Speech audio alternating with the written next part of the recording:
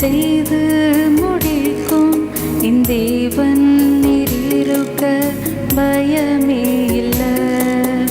எல்லாவற்றையும் எல்லாவற்றாலும் நிரப்பும் நீரிருக்க பயமே இல்லை. எனக்காக யாவும் செய்து முடிக்கும் என் தேவன் நீரிருக்க பயமே இல்லை. எல்லாவற்றையும் எல்லாவற்றாலும் நிரப்பும் நீரிருக்க பயமே இல்லை. உங்கள் கைகள் உம்மால் கூடாதது எதுவும் இல்லை. உங்கள் கைகள் உம்மால் கூடாதது எதுவும் இல்லை. உம்மால் கூடாதது எதுவும் இல்லை. உம்மால் கூடாதது எதுவும் இல்லை.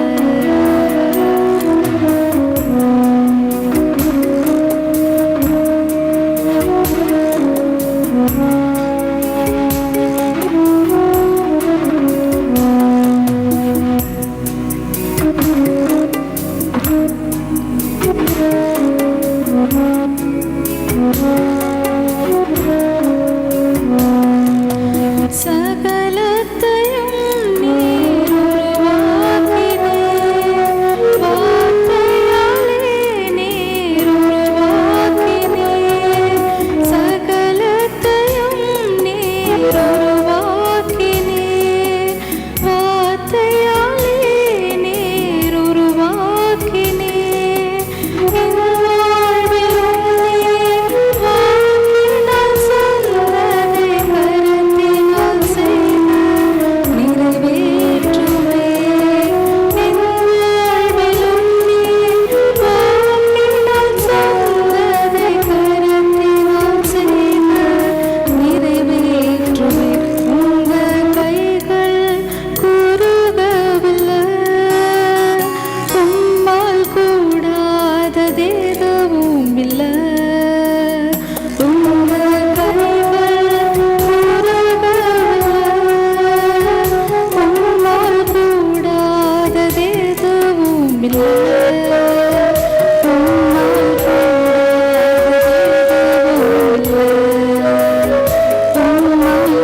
கூடாதது எதுவும் இல்லை.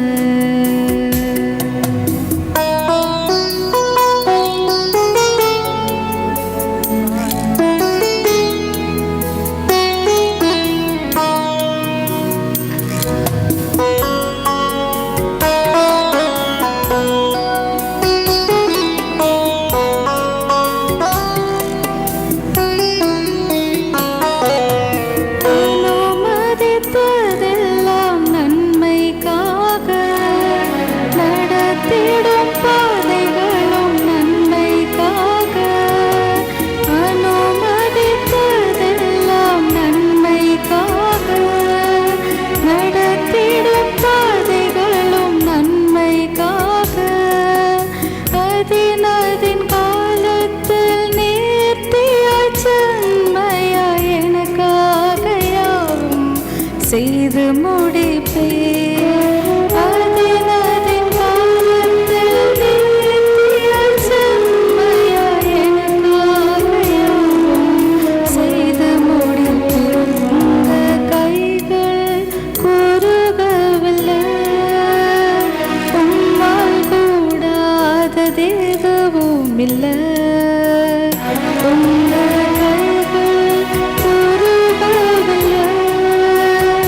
உம்மால் கூடாதது எதுவும் இல்லை.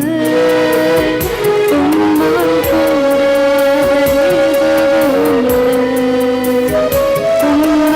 கூடாதது எதுவும் இல்லை. எனக்காக யாவும் செய்து முடிக்கும் என் தேவன் நீரிருக்க பயமே இல்லை. எல்லாவற்றையும் எல்லாவற்றாலும் நீ பயமே இல்லை. எனக்காக யாவும் செய்து முடிக்கும் என் தேவன் இருக்க பயமே இல்லை. எல்லாவற்றையும் எல்லாவற்றாலும் நிரப்பும் பயமே இல்லை. ஆண்டவராக இயேசு கிறிஸ்து உங்களை ஆசீர்வதிப்பாராக. இந்த நாளில் நம்ம வேதத்தில் ஒரு வசனத்தை எடுத்துக்கொண்டு அதை குறித்து நம்ம இன்னைக்கு தியானிக்க போகிறோம். சங்கீதம் 32:8 திருமுறை கூறுகிறது, நான் உனக்கு போதித்து நீ நடக்க வேண்டிய வழியில் உனக்கு காட்டுவேன், உன்மேல் என் கண்ணை வைத்து உனக்கு ஆலோசனை சொல்வேன். நான் உனக்கு போதித்து நீ நடக்க வேண்டிய வழியை உனக்கு காட்டுவேன், உன்மேல் என் கண்ணை வைத்து ஆலோசனை கூறுவேன். இந்த நாளில் பாருங்க, போதனை இல்லாமல் கவுன்சிலிங் இல்லாமல் எத்தனையோ ஜனங்கள் கஷ்டப்படுறாங்க. உங்களுக்கு தெரியும், இந்த நாளில் ஒரு குடும்பம்னு இருந்தால் அந்த குடும்பத்தில் பெரியவங்களுடைய கவுன்சிலிங்கை அதிகமாக யாரும் கேட்க மாட்டேங்கிறாங்க, விரும்ப மாட்டேங்கிறாங்க. குறிப்பாக யூத் எல்லாம் ஃப்ரெண்ட்ஸ் சொல்கிறத கேட்குறாங்க. அது நல்லதாக கெட்டதான்னு அவங்களுக்கு தெரியாது. அதுபோல் அநேக குடும்பங்களில் மனைவி ஸ்தானத்தில் இருக்கக்கூடியவங்க தங்க வீட்டில் இந்த கவுன்சிலில் கேட்க மாட்டேங்கிறாங்க, அப்புறம் யார்கிட்டயோ போய் கேட்குறாங்க. எத்தனையோ குடும்பங்கள் பாழாகுது, எத்தனையோ குடும்பங்கள் இந்த நாட்டில் பிரிஞ்சு கிடக்குது. குறிப்பாக மீடியா மூலமாக எத்தனையோ பிரிவினைகள். நீங்கள் இந்த நாட்களில் எந்த நியூஸை பார்த்தாலும் உங்களுக்கு தெரியும், எதுவுமே பக்தி விருத்திக்குரிய நியூஸ் கிடையாது. அவங்களுக்கு சரியான ஆலோசனையும் இல்லை, அவங்களுக்கு சரியான போதனையும் இல்லை. நம்மை போதிக்கக்கூடிய ஒரே தெய்வம் ஆண்டவராகிய இயேசு கிறிஸ்து. நீங்கள் மைண்டில் வச்சுக்கோங்க. சிலவங்க சொல்லுவாங்க, என்னை விடைக்கும் வயசில் பெரியவங்க, என்னை விடைக்கும் ஆவிக்குரிய ஜீவத்தில் எக்ஸ்பீரியன்ஸில் பெரியவங்க எனக்கு டீச் பண்ணுறேன்னு சொல்லுவாங்க. அது நடக்கிற காரியம் கிடையாது. நம்முடைய ஆண்டவராக இயேசு கிறிஸ்துவே 30 வயசுல தான் அவருடைய ஊழியங்களை ஆரம்பித்தார். 3 வருஷம் தான் அந்த உலகத்தில் அவர் என்ன செஞ்சார், ஊழியங்களை செஞ்சார், போதனை செஞ்சார். பக்கா யூத்து. நல்லா கவனிங்க. நீங்கள் தயவுசெய்து சின்ன பிள்ளைன்னு சொல்லிட்டு நம்ம என்ன செய்யக்கூடாது, ஒருபோதும் ஆலோசனையோ அல்லது போதனையோ நம்ம தள்ளக்கூடாது. காரணம், கர்த்தர் சொன்னால் அது சரியாக இருக்கும். இந்த இடத்துல பாருங்க, திருமுறை கூறுகிறது ஏசாயா 2:3. கர்த்தருடைய ஆவியை உங்களுக்கு தெளிவாக சொல்லிக் கொடுப்பாரு. ஏசாயா 2:3, திரளான ஜனங்கள் புறப்பட்டு வந்து நாம் கர்த்தரின் பர்வதத்திற்கும் யாக்கோபின் தேவனுடைய ஆலயத்துக்கும் போவோம் பாருங்கள், அவர் தமது வழிகளை நமக்கு போதிப்பார், நாம் அவர் பாதையில் நடப்போம் என்பார்கள். ஏனெனில் சியோனில் இருந்து வேதமும் எருசலேமில் இருந்து கர்த்தரின் வசனமும் வெளிப்படுமா. சியோனில் இருந்து வேதம், எருசலேமில் இருந்து கர்த்தருடைய வசனம். காரணம், அவர் தமது வழிகளை நமக்கு போதிப்பார், நாம் அவருடைய பாதையில நடப்போம். இந்த நாட்களில் ஒரு சில மக்களை பார்க்குறேன், கரெக்டாக அவங்க தேவனுடைய ஆலயத்துக்கு சரியாக வராங்க, அந்த இடத்துல போதிக்கப்படக்கூடிய போதனைகளை முகம் சரியாக கேட்குறாங்க, ஆலோசனையில் கரெக்டாக கேட்குறாங்க. அவங்களோட வாழ்க்கை ரொம்ப அருமையாக இருக்குது, ரொம்ப வித்தியாசமாக இருக்குது, ரொம்ப ஆசீர்வாதமாக இருக்குது. கர்த்தர் தமது வழிகளை நமக்கு போதிப்பார் என்று வேதத்தில் எழுதப்பட்டிருக்கிறது.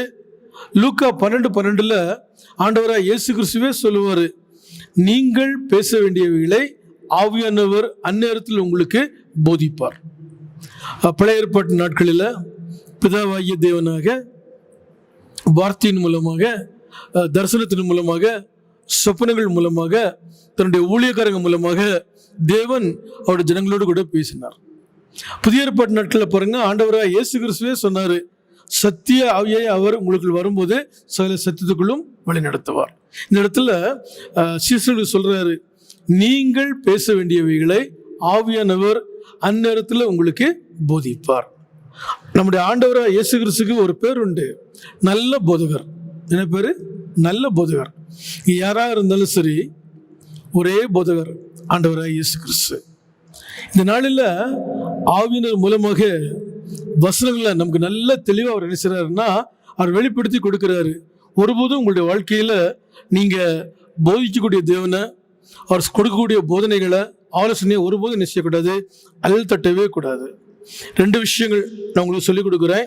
திருமுறை கூறுகிறது, தேவனாய கர்த்தர் வார்த்தையின் மூலமாக நமக்கு முதலாவது அவர் என்ன செய்றாருன்னா ஆலோசனை கொடுக்குறாரு, வார்த்தையின் மூலமாக போதிக்கிறாரு. இரண்டாவது, அந்த வார்த்தைகள், அந்த தேவனுடைய வார்த்தைகள் நம்முடைய வாழ்க்கையில் எப்படி நமக்கு சரியாட்டு நமக்கு கிடைக்குதுன்னு சொன்னால், நீங்கள் வேதத்தை வாசிக்கும் போது, தேவனுடைய பாவத்தில் நீங்கள் அமர்ந்து இருக்கும்போது, வரங்களில் ஒரு 2 வரங்கள் உண்டு. ஞானத்தை போதிக்கும் வசனம், அறிவை உணர்த்தும் வசனம். எந்த நேரத்தில் எப்படி நம்முடைய வாழ்க்கையில் வேதத்தினுடைய காரியங்களை நம்ம கரெக்டாக எடுத்துக்கொண்டு அதன்படி நீங்கள் வாழ்கிறது. சங்கீதம் 32:8 எழுதப்பட்டிருக்குது நடக்க வேண்டிய வழி. ஏசாயா 2:3 எழுதப்பட்டிருக்குது செல்ல வேண்டிய பாதை. உங்களுடைய வாழ்க்கையில் ஆண்டவர் தான் உங்களுக்கு போதிக்கிறாரு, ஆண்டவர் தான் உங்களுக்கு நடக்க வேண்டிய வழியை அவர் காண்பித்து கொடுக்கிறாரு, அவர் தான் உங்களுக்கு கண்களை வச்சு அவர் என்ன செய்றாரு, ஆலோசனை சொல்றாரு. ஏசாயா 48:17-18 வரும். இஸ்ரவேலின் பரிசுத்தராக இருக்கிற உன் மீட்பராகிய கர்த்தர் சொல்கிறது, பிரயோஜனமா இருக்கிறவளே உனக்கு போதித்து நீ நடக்க வேண்டிய வழியிலே உன்னை நடத்துகிற உன் தேவனாய கர்த்தர் நானே. என் கற்பனைகளை கவனித்தானால் நலமாயிருக்கும். அப்பொழுது உன் சமான நதியை போலும் உன் நீதி சமுத்திரத்தின் அலைகளை போலவும் இருக்கும். நல்ல கவனிங்க, மனுஷங்களை நம்பாதீங்க. எந்த மனுஷனும் மாயை என்று வேதத்தில் எழுதப்பட்டிருக்குது. எந்த மனுஷனா இருந்தாலும் சரி, எந்த மனுஷியா இருந்தாலும் சரி, எந்த ஊழியம் செய்யக்கூடிய ஊழியக்காரனாக இருந்தாலும் சரி, ஊழியக்காரியாக இருந்தாலும் சரி, தங்களை விடைக்கும் அடுத்தவங்க டாப்ல போகணும்னு விரும்பினதா சரித்திரமே கிடையாது. யாராக இருந்தாலும் அப்படித்தான். அவங்க வாழ்க்கையில முன்னேற பார்ப்போங்க. நாங்கள் இன்னைக்கு எத்தனையோ ஊழியக்காரங்களை போக்குறோம், எத்தனையோ ஊழியக்காரிகளை போக்குறோம், எத்தனையோ விசுவாச ஜனங்களை போக்குறோம். எல்லாருமே கிறிஸ்துக்குள்ள இங்கே ஃபேர்னு சொல்றாங்க. அவங்களுடைய வாழ்க்கையில் அவங்க நினைச்சாங்கன்னா வெற்றி கொடி நட்டு அவங்க நினைச்சுங்க வேகமாக போயிட்டே இருக்கிறாங்க. ஆனால் ஒரு காரியம் பார்த்துக்கிடுங்க, யாராக இருந்தாலும் சரி, கர்த்தரை பிடிச்சிக்கிட்டாங்கன்னா, அவருடைய வார்த்தையை பிடிச்சிக்கிட்டாங்கன்னா எந்த பிரச்சனையுமே கிடையாது. அதிகாலையில் என்னை தேடுகிறவன் என்னை கண்டடைகிறான் என்று வேதத்தில் எழுதப்பட்டிருக்குது.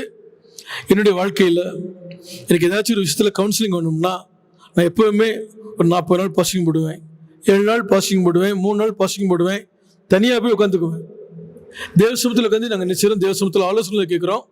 அவர் வார்த்தையின் மூலமாக பேசுகிறாரு. அந்த ஆவியின் வழிநடத்தல் எங்களுக்கு மிகவும் தெளிவாக இருக்கும். நான் கிறிஸ்துவில் வந்த நாள்லேருந்து இன்னைக்கு வரைக்கும் அடிக்கடி ஒரு வருஷத்துக்கு அநேக நாட்கள் உபவாசம் இருப்பது உண்டு. எனக்குன்னு சில ஸ்பிரிச்சுவல் ஃப்ரெண்ட்ஸ் இருக்கிறாங்க. அவங்கள கூப்பிட்டு நான் காட்டுக்கு போயிடுவேன், உட்காந்து நல்லா ஜெபம் பண்ணுவேன். அப்போது நல்லா ஜெபம் பண்ணுவோம். தனித்தனியாக உட்காந்து நாங்கள் நினைச்சோம் தேவசமத்தில் தியானம் பண்ணுவோம். அங்கே போய் உட்காந்து ஜெபம் பண்ணும்போது எப்படிப்பட்ட பிரச்சனையாக இருந்தாலும் சரி, ஆண்டவர்களை கரெக்டாக கைட் பண்ணுறாரு, கரெக்டாக டீச் பண்ணுறாரு. இப்போ கூட சமீப மட்டும் ஒரு 4 மாதத்துக்கு முன்னாடி நாங்கள் கொல்லிமலை போயிட்டு வந்தோம். ஒரு 3 நாள் பாஸ்டிங் கூட தேவசமத்தில் உட்காந்து நாங்கள் நல்லா ஜெபம் பண்ணோம்.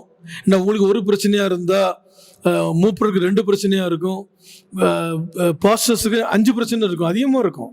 அப்போ தேவசமத்தில் உட்காந்து நாங்கள் ஜெபம் பண்ணுறோம். ஆண்டவர் நல்ல ஆலோசனை கொடுக்குறாரு. வேதத்தின் மூலமாக இந்த கர்த்தருடைய ஆவியர்களை சகல சத்தியத்துக்குள்ளும் வழிநடத்துறாரு. கொல்லிமலைக்கு போய் நாங்கள் 4 பாஸ்டர்ஸாக கொஞ்சம் ஜெபம் பண்ணிட்டு வந்தோம். எனக்கு அவ்வளோ பிரச்சனையோடு போனேன். இந்த பிரச்சனையில் பாதி எனக்கு சால்வ் ஆகிடுச்சு. ஜெபம் பண்ணும்போது ஆண்டவர் எனக்கு நினைச்சாரு, அருமையான கவுன்சிலிங் கொடுக்குறாரு.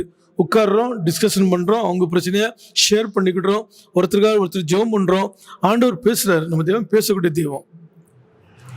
மோசே இஸ்ரவேல் ஜனங்களை வழி நடத்திட்டு போனோம். அவன் பாருங்க, ஆண்டவர் என்ன சொன்னார்? யாத்திராகமம் 4:12 கர்த்தர் மோசேயை நோக்கி, நீ போ, நான் உன் வாயோடு இருந்து நீ பேச வேண்டிய உனக்கு போதிப்பேன் என்றார். தேவனுடைய பாதத்தில் காத்திருக்கும் போது, தேவ சமூகத்தில் காத்திருக்கும் போது, தேவனாய கர்த்தர் என்ன செய்றாருன்னா வார்த்தையின் மூலமா பேசுறாரு. அந்த சூழ்நிலையில அந்த இடத்துல நம்ம நடக்கணும், கர்த்தர் அவருடைய ஆவியாளர் மூலமாக நம்ம சரியா அவர் கைட் பண்றாரு. இந்த அனுபவங்கள்லாம் ஓரளவு ஸ்பிரிச்சுவல் மெச்சூரிட்டியான நல்லா கிடைக்கும். தயவு செய்து கவுன்சிலிங்காக மனுஷங்கள்கிட்ட ஓடாதீங்க, கவுன்சிலிங்காக ரிலேட்டிவ்ஸ்ட்ட ஓடாதீங்க, கவுன்சிலிங்காக நீங்கள் தயவு செய்து வயசுக்கு பெரியவங்கன்னு போகாதீங்க. நீங்கள் அபிஷேகப்பட்ட பிள்ளைகளாக இருந்தால், நீங்கள் ஆண்டோடைய பிள்ளைகளாக இருந்தால், உங்கள் கையில் வேதம் இருந்ததுன்னா வேதத்தை நல்லா படிங்க, வேதத்தை நல்லா தியானம் பண்ணுங்க, தேவசமத்தில் உபவாசத்தோடு காத்துருங்க. ஆண்டவர் உங்கள்கிட்ட பேசுவார். அவன் பேசுகிறோம் இல்லைங்களா? ஒரு பாட்டு பாடுறோம், பேசும் தெய்வம் நீர், பேசாத கல்லோ மரமோ அல்ல என்று. நல்லா கவனிங்க. பாட்டு போனால் போதாது, நம்முடைய வாழ்க்கையில் அதை என்ன சொன்னோமோ அனுபவமாக எடுத்துக்கணும். நம்முடைய ஆண்டவராக இயேசு கிறிஸ்து இன்னைக்கும் பேசக்கூடிய தெய்வமாக இருக்கிறாரு. அந்த நாட்களில் பாருங்க, ஆதாம்கிட்ட பேச ஆரம்பிச்சவர், யார்கிட்ட? ஆதாம்கிட்ட பேச ஆரம்பிச்சவர். இன்னைக்கு வரைக்கும் அவர் அவங்க ஜனங்களோட பேசுறாரு, இந்த ஜனங்களுக்கு ஆலோசனை சொல்றாரு. நீங்க எந்த அளவு இருதயத்திலும் செவைகளிலும் விருத்திசனம் உள்ளவங்களா இருக்கிறீங்களோ, நீங்கள் எந்த அளவு தேவன் கூட ஒன்றித்து வாழ்கிறீங்களோ அந்த அளவு தேவன் உங்களுக்கு ஆலோசனை கொடுப்பாரு, தேவன் உங்களுக்கு போதனை கொடுப்பாரு. உங்களோட வாழ்க்கையில் சலமும் நன்மைக்கு எதுவாக மாற்றினார். திக்குவாய் மந்தனாய் அந்த மோசையை கொண்டு ஆண்டவர் என்ன செஞ்சாருன்னா 6 லட்சத்துக்கும் அதிகமான புருஷனுக்கு அவர் என்ன செஞ்சாரு, கேட் பண்ணாரு. அதுபோல பாருங்க, மோசே இறந்ததுக்கு பின்னாடி இவர் யாரு, நம்ம யோசுவா பயந்து நிற்கும் போது ஆண்டவர் என்ன செய்றாருன்னு சொன்னா அவர் மூலமா என்ன செய்றாரு, இந்த ஜனங்களை வழிநடத்துறாரு. அப்போஸ்தலர்கள் இயேசு மறைஞ்சதுக்கு பின்னாடி பரிசுத்தாவி கூட போய் உட்கார்ந்து என்ன செய்றாருன்னு அவங்கள வழி நடத்துறாரு. எத்தனையோ காரியங்கள் நம்ம வேதத்துல நம்ம பார்க்குறோம். நீங்க கூட உங்களுடைய வாழ்க்கையில எப்பொழுதுமே நீங்க என்ன செய்யுங்க, தேவனுடைய போதனைகளை கேளுங்க. நீங்க நடக்க வேண்டிய வழியை நீங்க ஆண்டோட சமூகத்தில் நீங்க என்ன உட்காந்து நீங்க தெரிஞ்சுக்குங்க. ஒவ்வொரு ட்ரிப்பும் நீங்கள் என்ன செய்யாதீங்க, காவடி எடுத்துக்கிட்டு மனுஷன்கிட்ட ஓடாதீங்க, வயசுக்கு பெரியவங்கன்னு ஓடாதீங்க, சொந்தக்காரங்களும் ஓடாதீங்க. முதல்ல நீங்கள் ஆண்டோட்ட கேளுங்க. ஆண்டவர் உங்களுக்கு சொல்லாத பட்சத்தில் நீங்கள் என்ன செய்யுங்க, அடுத்தபடி உங்களை யார் நேசிக்கிறாங்களோ அந்த மனுஷங்கள்ட்ட நீங்கள் போங்க. வசனம் தெளிவாக சொல்லுது, நீ நடக்க வேண்டிய வழியை நான் உனக்கு காண்பிப்பேன், உண்மையில் என் கண்ணை வைத்து ஆலோசனையை சொல்லுவேன். நான் எல்லாம் மைண்டில் வச்சுக்கோங்க. எந்த பிரச்சனையாக இருந்தாலும் சரி, குடும்பமாக இருந்தாலும் சரி, சபையாக இருந்தாலும் சரி, பெர்சனலாக இருந்தாலும் சரி, உங்களுடைய வாழ்வாரத்துடைய காரியங்களாக இருந்தாலும் சரி, எந்த பிரச்சனையாக இருந்தாலும் சரி, தேவசமத்தில் உட்காருங்க, காத்துருங்க. நிச்சயமாக ஆண்டவங்களுக்கு போதனை சொல்லுவார், உங்களை நினைச்சுவார், தன்னுடைய ஆவியாளர் மூலமாக வழிநடத்துவார். நல்ல டாப்பில் வரலாம் உங்களுக்கு. ஓகேங்களா? ஜெபம் பண்ணுவோமா? கர்த்தாவே, இந்த வார்த்தையின்படியே நீர் உம்முடைய ஜனங்களை போதிப்பீராக, நடக்க வேண்டிய வழியில் அவர்களை நடத்துவீராக. உம்முடைய நாமம் மையப்படட்டும். இயேசுவின் நாமத்தில் பிதாவே, ஆமென்.